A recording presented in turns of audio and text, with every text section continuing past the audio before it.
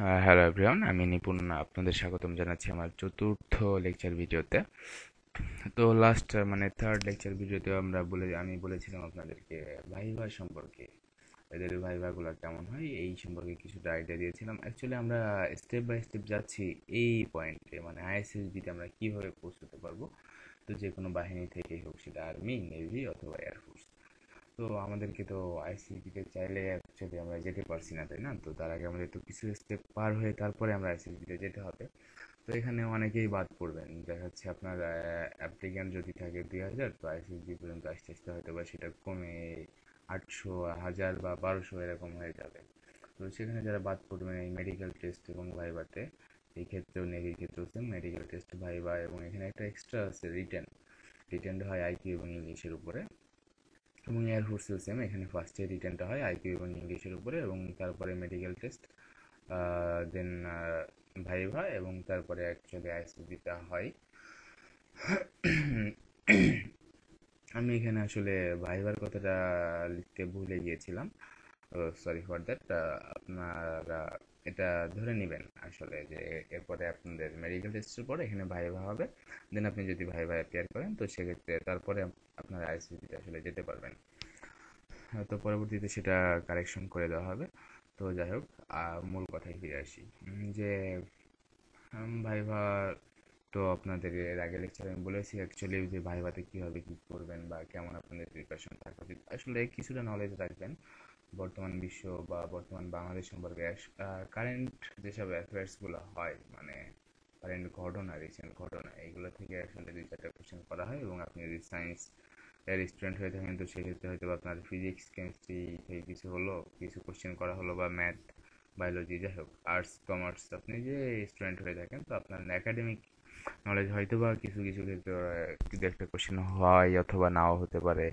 তো এটা আমরা ধরে নিব যে হয়। তো আমরা আমাদের নিজেদেরকে যতটুকু সম্ভব প্রিপেয়ার করে দেন আমরা এখানে মেডিকেল টেস্ট বা ভাইভাতে যাব।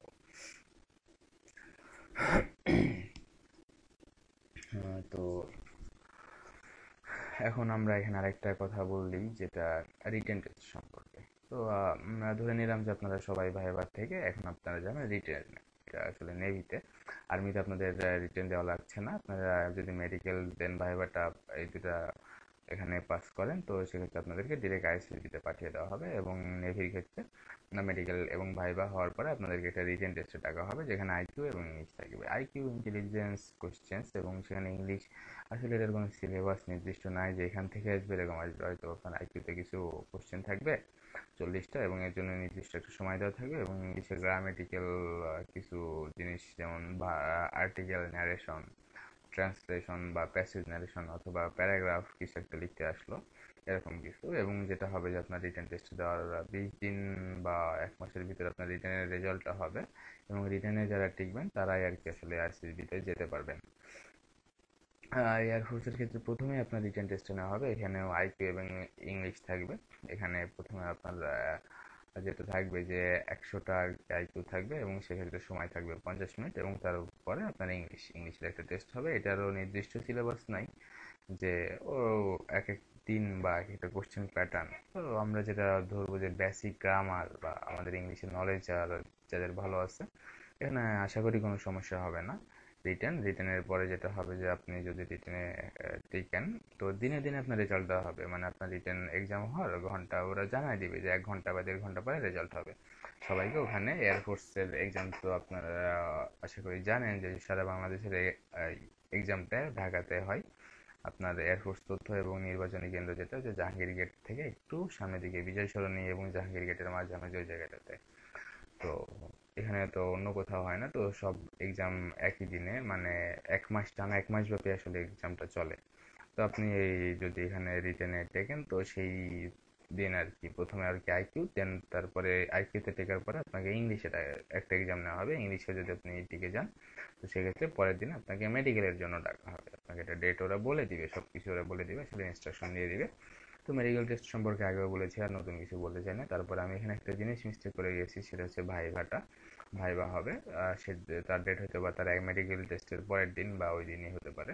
তো একদিনেই আর কি প্রিপারেশনটা নিয়ে যাবে এটার, মেডিকেল এবং ভাইভা। এবং যদি আপনি মেডিকেল এবং ভাইভাতে টিকে যান তো সেক্ষেত্রে আপনাকে আইএসএসবিতে ডাকা হবে। এখন কথা হচ্ছে আইএসএসবিতে কবে কখন কিভাবে ডাকা হবে। আসলে আইএসএসবি আর্মি নেভি বা এয়ারফোর্স কোনো ভেদাভেদ নাই। আইএসএসবি ওরকম বোর্ড অনুযায়ী হয়, একটা বোর্ড নাম্বার দেওয়া থাকে যে 2000 এত বা 1900 এত, যেটা আর কি সিরিয়াল ওয়াইজ চলতে থাকে। তো এক্ষেত্রে একটা ইম্পর্টেন্ট কথা বললি, যেটা আপনাদের যারা সিভিল কলেজ মানে নর্মাল কলেজে যারা পড়াশোনা করেছে, এটা আসলে এটা এই পুরা রুলসগুলা এই রুলসটা বা এই রুলসগুলা আসলে সিভিল কলেজের স্টুডেন্টের জন্য।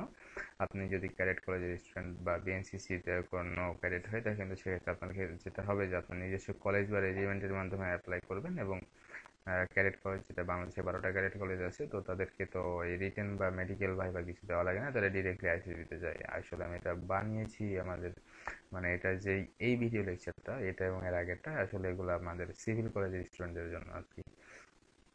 তো আমরা তো ডিরেক্টলি আইসিসিতে যেতে পারবো না, তো আমাদেরকে এই স্টেপগুলো ফলো করে যেতে হবে। তো আইসিসিটা যেটা আছে যে আইসিসবি আপনার ওদের যে আইসিসবি যে ওয়েবসাইট issb.org, issbbt.org, এখানে গেলে আপনারা পাবেন যে আপনাদের ওখানে দেওয়া থাকবে আপনি কোন বাহিনীর, এয়ারফোর্স, নেভি বা আর্মি সেটা, এবং আপনার যে রোল নাম্বারটা দেওয়া থাকবে ওটা দিয়ে আপনি দেখতে পাবেন। তাছাড়া আপনাদের যে ঠিকানা প্রথমে আপনারা প্রিলির সময় মানে অ্যাপ্লাই করার সময় যে ঠিকানা দিয়েছিলেন ওই ঠিকানায় চিঠি যাবে আইএসএসবি থেকে। তো আপনারা ওয়েবসাইটেও খেয়াল রাখবেন এবং দেখবেন বাসায় চিঠি যদি নাও যায় তো সেক্ষেত্রে আপনি ওয়েবসাইটে আপনার ওই এয়ারের বা নেভির বা আর্মির ক্রাইটেরিয়া এবং বোর্ড নাম্বার ফলো করলে আপনি দেখতে পাবেন যে আপনার আইএসএসবি ডেট কবে। আসলে যেটা হয় যে মেডিকেল টেস্ট মানে এখানে ভাইভা টেকার পরে আইএসএসবি অন্তত প্রায় 1-1.5 মাস বা 2 মাস মতো সময় পাওয়া যায়। নেভির ক্ষেত্রেও সেম, আর্মির ক্ষেত্রেও সেম, যে আপনার আইএসএসবি প্রিপারেশন নেওয়ার জন্য মিনিমাম 1 মাস তো পাবেনই, তার বেশিও পেতে পারেন। তো যাই হোক, আমরা সবাই আইএসএসবি এই যাওয়ার আগের প্রসেসগুলো সম্পর্কে জানলাম এবং ধরে নিচ্ছি যে আপনারা সবাই আইএসএসবি তে পৌঁছে গেছেন। এখন যারা আইএসএসবি তে পৌঁছেছেন নেক্সট ভিডিওগুলো তাদের জন্য